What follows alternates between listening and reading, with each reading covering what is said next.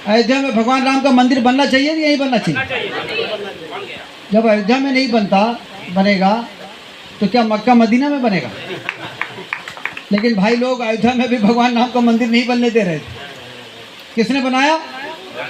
भारत माता के सच्चे सपूत नरेंद्र मोदी ने भव्य राम का मंदिर बना दिया। और जिस दिन मंदिर में वो मुकुट, देश का कोई भी ऐसा नागरिक नहीं होगा जो वहाँ पर था। वहाँ पे तो बहुत बड़े बड़े लोग थे, अवधेशानंद जी थे, मुरारी बापू थे, बाबा रामदेव थे, ये बागेश्वर वाले हमारे महाराज जी भी थे, सचिन तेंदुलकर, कपिल देव, मुकेश अंबानी, अमिताभ बच्चन, सारे लोग थे।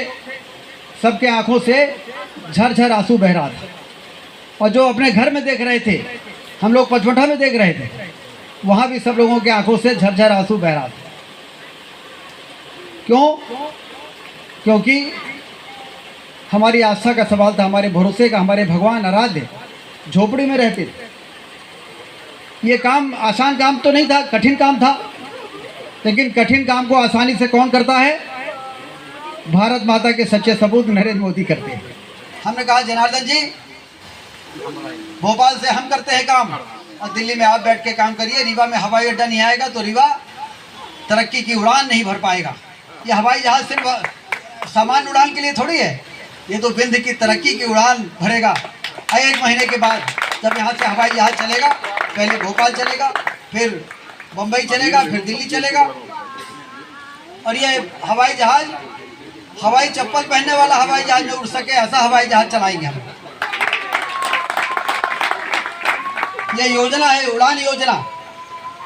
उड़ान का मतलब समझते हैं? उड़ान सिर्फ ऐसा नहीं कि उड़ान, UDAN, U फॉर उड़ेगा, D फॉर देश का, A फॉर आम और N फॉर नागरिक। उड़ेगा देश का आम नागरिक। ये वाला हवाई जहाज रीवा से चलाने का जो मंजूरी हुई है, उसमें राज्य सरकार और केंद्र सरकार दोनों को जनता की तरफ से 80% किराया देगा केंद्र, 20% किराया देगा राज्य सरकार, और आधे में और आधा पैसा आप लोग देंगे। मतलब रीवा से यदि भोपाल के किराया 7,500 होगा तो आपको 3,500 देना पड़ेगा। 3,500 में 80% जनार्दन जी देंगे और 20% हम देंगे राज्य सरकार से। पाताल चलाएंगे रीवा के विकास के लिए पैसा। तो मुख्यमंत्री का नंबर आया, मुख्यमंत्री भी थे मंच में, तो उन्होंने कहा कि राजेंद्र पाताल नहीं जाना पड़ेगा, भोपाल से ही जितना पैसा लगेगा रीवा को देंगे। तो इसलिए विकास के लिए कोई कसर नहीं। रिवर फ्रंट बना रहे हैं तो पैसा का कमी नहीं है। हम पचमढ़ा का विकास हुआ उसके लिए पैसे की कमी नहीं।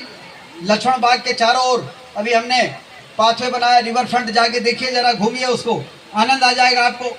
रहतरा तालाब में कभी रात में जाइए, घूमिए, आपको समझ में आ जाएगा विकास किस प्रकार से किया जा सकता है। रानी तालाब कैसा था हमारा, याद है कि नहीं याद है? माता का दरबार इतना गंदा था, कैसे रीवा चमक सकता था? और इसलिए हमने कहा कि सारा काम एक तरफ, पहले माता का दरबार चमका दो यदि रीवा को चमकाना है। और जैसे ही माता का दरबार चमका, रीवा चमकने लगा, आगे बढ़ने लगा। अब जहाँ पे उंगली रख देते हैं वही काम मंजूर हो जाता है। आपके द्वारा दी गई ताकत इतनी बड़ी ताकत है कि हमें सिर्फ उंगली रखना पड़ता है और काम हो जाता है। ये काम हमारे उंगली का नहीं है, आपके द्वारा दिए गए वोटों की ताकत का है। और इसलिए आपके वोटों में जो ताकत है उसको फिर से एक बार सदुपयोग करने का समय आपके सामने आया है। आदरणीय जनार्दन मिश्रा जी वो सांसद हैं, जब ये सांसद बने थे तो तीन रेलगाड़ियाँ चलती थी रीवा से। 10 साल सांसदी के बाद आज रीवा से 14 रेलगाड़ियाँ चल रही हैं। अभी हमारे युवा साथी ने कहा कि रीवा जंक्शन बनेगा तो रीवा के विकास में 4 साल लग जाएगा। बिल्कुल सही कहा है। जिस दिन रीवा सिंगरौली होता हुआ कलकत्ता से जुड़ जाएगा, ट्रेनों का आवागमन बढ़ेगा, तो हमारे यहाँ उद्योग धंधे लगना और तेजी से शुरू हो जाएंगे।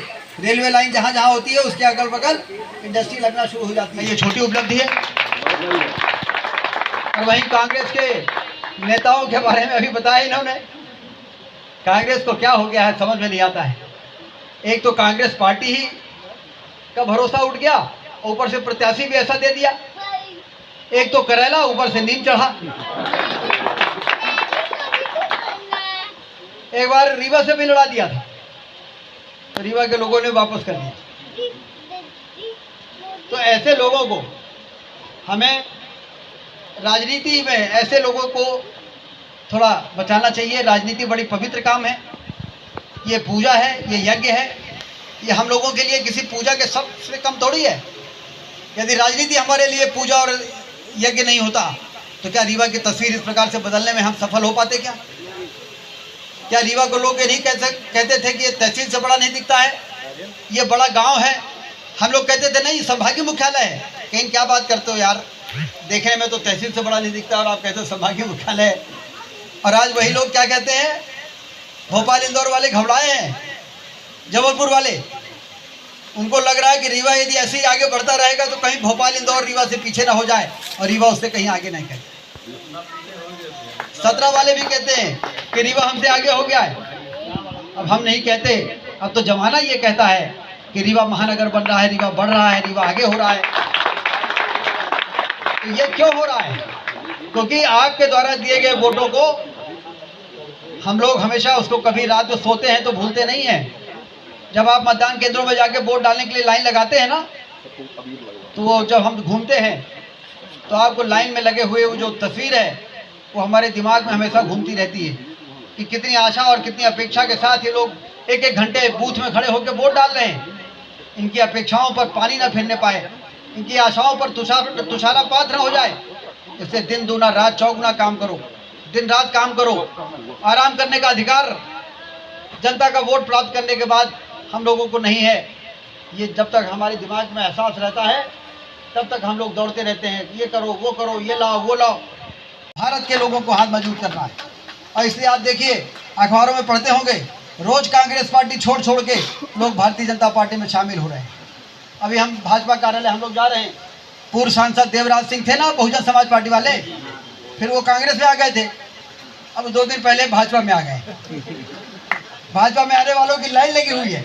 अभी जब हम घर से आए तो एक सगरा गांव है, मेजर अमृतलाल जी से लेकर तमाम 100 लोगों को सगरा के हमने अभी भाजपा में शामिल किया अपने घर में, और उसके बाद फिर आपके कार्यक्रम में आ रहे। ये लोग भाजपा को मजबूत करने के लिए नहीं आ रहे हैं, ये लोग भारत को मजबूत करने के लिए भाजपा में आ रहे हैं, क्योंकि उनको समझ में आ गया है कि हिंदुस्तान के अंदर सिर्फ भारतीय जनता पार्टी ही एक ऐसी पार्टी है जो भारत को परम वैभव के स्थान पर ले जाकर, आर्थिक महाशक्ति बनाकर विश्व गुरु के स्थान पर भारत को पहुंचा सकती है। और इसलिए लोगों की आशा बढ़ गई है, लोगों की उम्मीदें बढ़ गई, लोग प्रसन्न होकर इस चुनाव में काम कर रहे हैं। देश के कोने कोने से आवाज आ रही है, अब की बार 400 पार। अपने से लोग कह रहे हैं अब की बार 400 पार, अब की बार 400 पार। ये पहली बार हिंदू लोकतंत्र में चुनाव के बाद ऐसा हुआ है। अभी तक तो राजनीतिक लोगों को नारा अपनी पार्टी के लिए लगाते हम लोगों ने सुना है, लेकिन पहला चुनाव है जब भारत के लोग खुद ही नारा बना के और कर रहे हैं अब की बार 400 पार, और फिर एक बार मोदी सरकार, फिर एक बार मोदी सरकार, और अब की बार 400 पार। ये भाजपा का नारा नहीं है, ये देश की जनता का नारा बन गया है। और इसलिए आप सब बहुत अच्छी बात कही शिबू भाई ने कि हम लोग प्रचार करेंगे। आप सवाल इसका नहीं है कि आप जाके चुपचाप अपना वोट दे आएँ। 1 महीने जैसे हम लोग घूम रहे हैं, तो हम लोग कहाँ कहाँ घूम रहे हैं, अभी आपके पास आए